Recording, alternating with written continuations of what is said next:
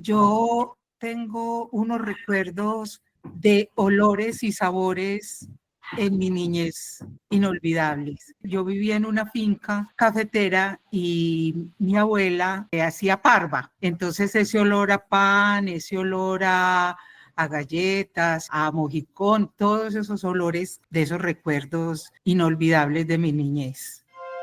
La Fundación Saldarriaga Concha y la Fundación Fahrenheit 451, en asocio con El Tiempo, en el marco de Me Cuido Activo, presentan Salón de la Fama, Historias en Yo Mayor, podcast compilatorio.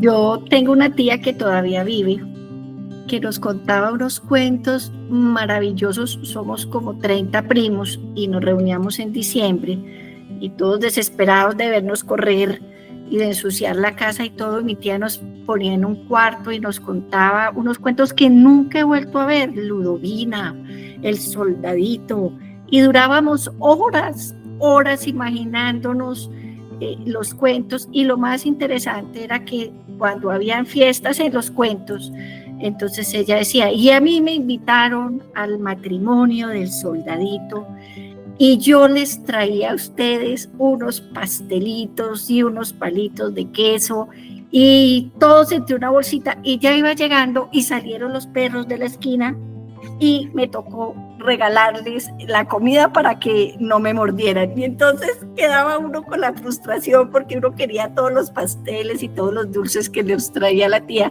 y que era como la cereza en el pastel del cuento. Unas épocas muy lindas.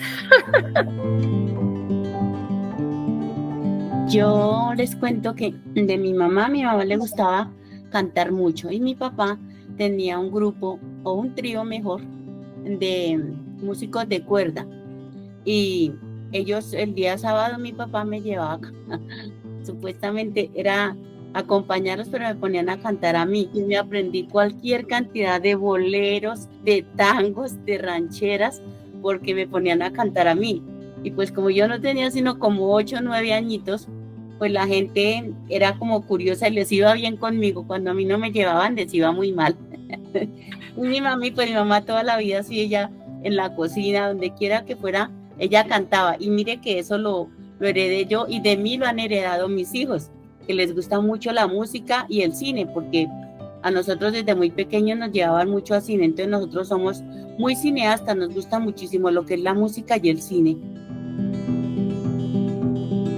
Me acuerdo que nosotros jugábamos a la Vuelta a Colombia con tapas de gaseosa. Y con una tiza hacíamos el caminito en el andén, cada uno con una tapa. Le daba uno peso, echándole cera. Le poníamos la foto del ciclista de nuestra época, que no le gustaba, chiquitico, un vidriecito, y le echábamos alrededor la esperma. Y poníamos la tapa en la carretera y con los dedos comenzaba uno lo que llamábamos piquis, y el que se salía de la carretera tenía que devolverse y comenzar. Pues teníamos premios de montaña, metas por tanto, y duramos ahí horas y horas, y el orgullo de cada uno era la etapa más bonita que se pudiera crear. Era la época de Corchizo Rodríguez, y entonces cada uno era un ciclista de esa época.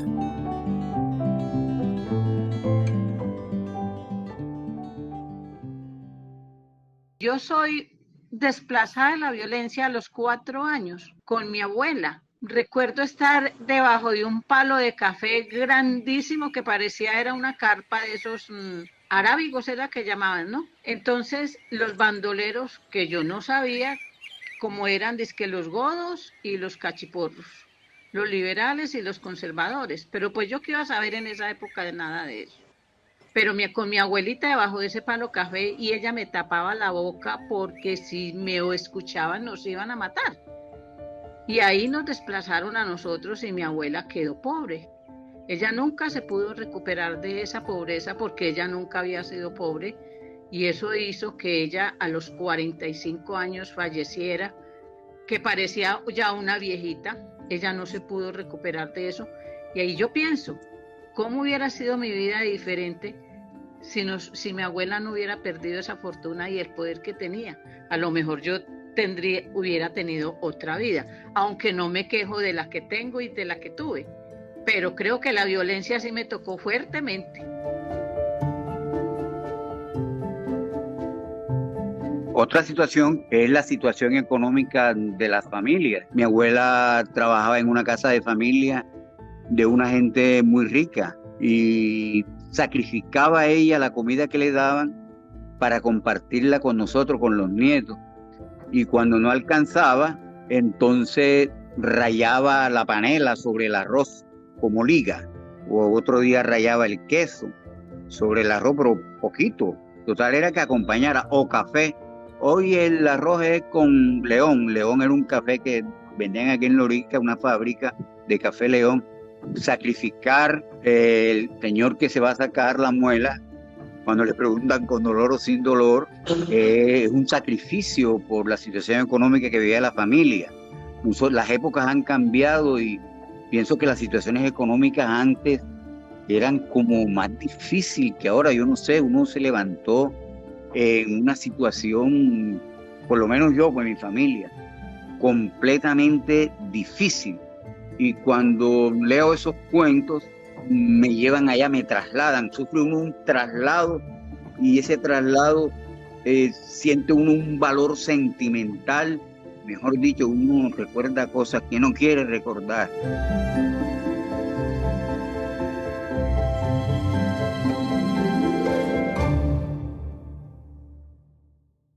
Es para comentarle que no boxeé, pero entrené gente, muchachos chinos, gente de mi edad, 10, 12, 14 años. Y fuera de eso, puse un ring de boxeo en la casa. Y cobraba las entradas. Y la gente iba a boxear y pagaba por las entradas. Mi mami y mi papá creo que nunca se enteraron. ¡Qué horror! Hoy me acuerdo y digo, pero ¿de dónde me salió esa capacidad? Claro, yo fui preparada físicamente para boxeo, ese era el plan de mi papá. Entonces yo era la chacha, además, porque mis hermanos cuando tenían problemas en sus escuelas o yo misma, le voy a poner a mi hermana que ella sí le da en la jeta. Yo sí le pongo a mi hermana que le da en la jeta y su hermana iba a poner así. ¡Qué tropelera y qué mala clase que era yo! Claro, yo tenía la capacidad física para golpear, claro, ya había aprendido. Yo estaba como por los 15, 16 años tal vez. Bueno, yo recuerdo un momento de los días viernes hacían misa en el colegio y misa para todo el colegio y a mí me dio por hacer un avioncito y soltarlo. El avioncito dio vueltas y cayó al lado del altar y la profesora de religión vino al micrófono y dijo, ¿quién mandó este avioncito? Nadie quería decir. Entonces ya después comenzaron que cuarto y por allá alguien dijo Díaz. La profesora ya, claro, era el único de apellido Díaz, se me vino. Yo alisté el brazo izquierdo porque el pellizco, esos pellizcos eran de, así que los cogen y los tuercen, hacen aquí así. Y en el camino de ahí al altar me iba diciendo, usted me va a venir todos los viernes y me va a ayudar a arreglar el altar y yo le voy a explicar cómo es y se me va a aprender la misa en latín. Con mi misa en latín obligado, castigado, me la aprendí.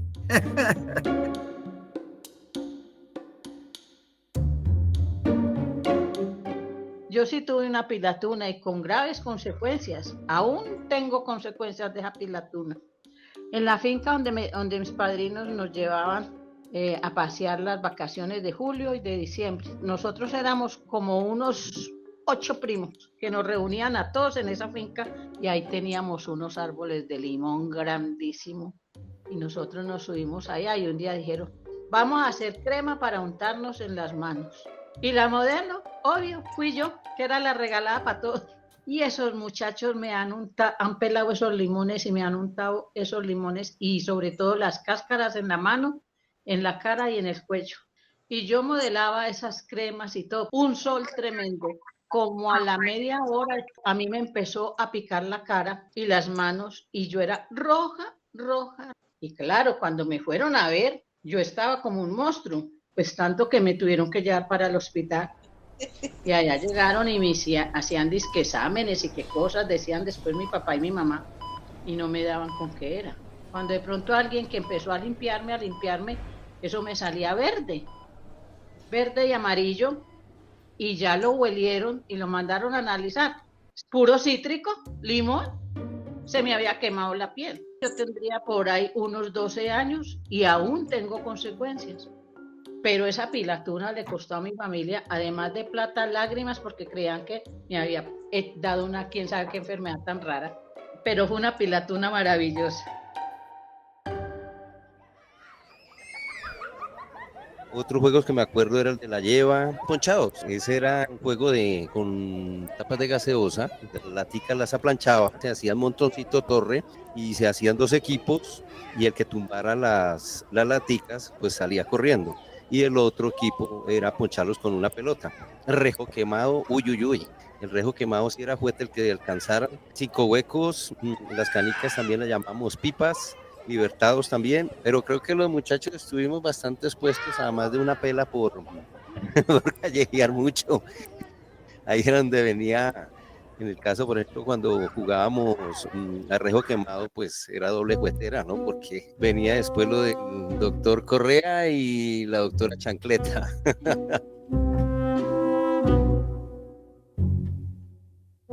O sea, no, mi historia es muy gamina.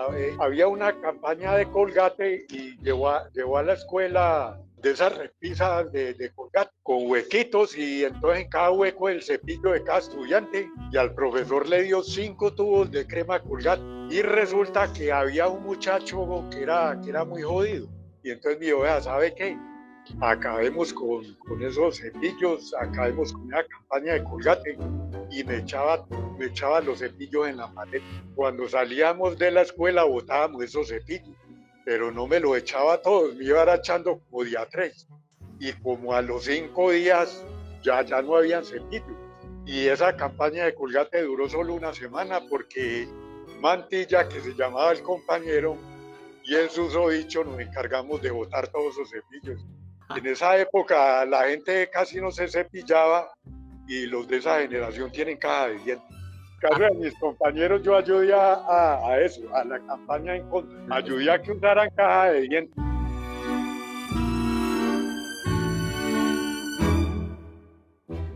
Estando en el colegio muy pequeñas, estábamos en kinder, yo entré al colegio con mi mejor amiga que estaba en el jardín conmigo, y del jardín pasamos al mismo colegio. En el colegio nos sentábamos cada día en el pupitre que estuviera desocupado. Ella siempre se sentaba conmigo. Un día levantamos el pupitre que eran de tapita y estábamos ahí, y ella encontró un lápiz. Entonces mi amiga me dice, Liliana, ¿qué hacemos con este lápiz? Y le dije yo, ese lápiz es de nosotras. Nosotros no le estamos robando a nadie, nosotros no lo encontramos y las cosas son del que se las encuentra. Entonces la niña dueña del lápiz vio que teníamos el lápiz y fue y le contó a la madre, a la religiosa, porque era colegio de religiosas. Entonces Mildred, que era muy tímida, me dice, Liliana, ¿qué vamos a hacer? Y yo le dije, nada, usted va y dice que ese lápiz lo compró su mamá y mamá, y que una semana lo tiene usted y otra semana lo tengo yo.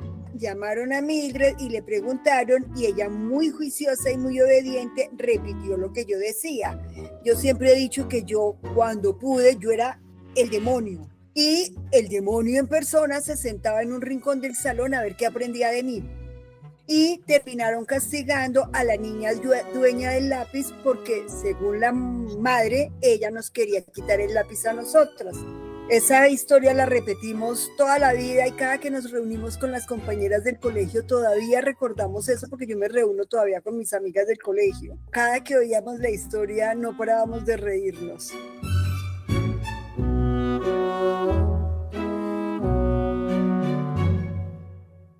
Recuerdo de una muñeca que con pelito, no era plástico, sino su pelito, traía su pelito. Y una vez yo lo teníamos colgada en la pared. Yo, niña, yo estaba sola. Entonces yo me puse a cantarle. Ay, Dios mío, yo que muñeca linda, muñeca hermosa, que estás colgada de la puntilla de la pared. Ay, pero eso fue toda la vida mis hermanos nos reunimos y ellos se ponen a cantarme la canción y yo no sé por qué se me ocurrió y ellos ven la muñeca y la muñeca linda, muñeca hermosa y ellos siempre que nos reunimos me acuerdan de eso. Después antes me daba pena, ahora me da risa. Ay, Dios mío, se burlaban de mí, yo más achantada, pero ya ahorita no.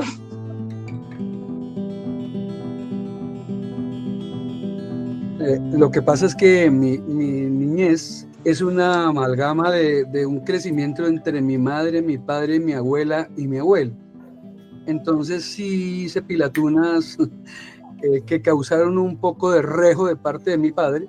A mi padre aún lo tengo de 90 años y tal vez siempre me castigó con amor, que eso a veces es difícil decirlo, pero una pilatuna fue en el año 70. Era ya un poquito más volantón y me fui a jugar billar y él se estaba por allá negociando ganado en Boyacá y cuando llegué me dijo, ¿de dónde viene? Le dije, de la biblioteca y las manos las traía azules de jugar billar.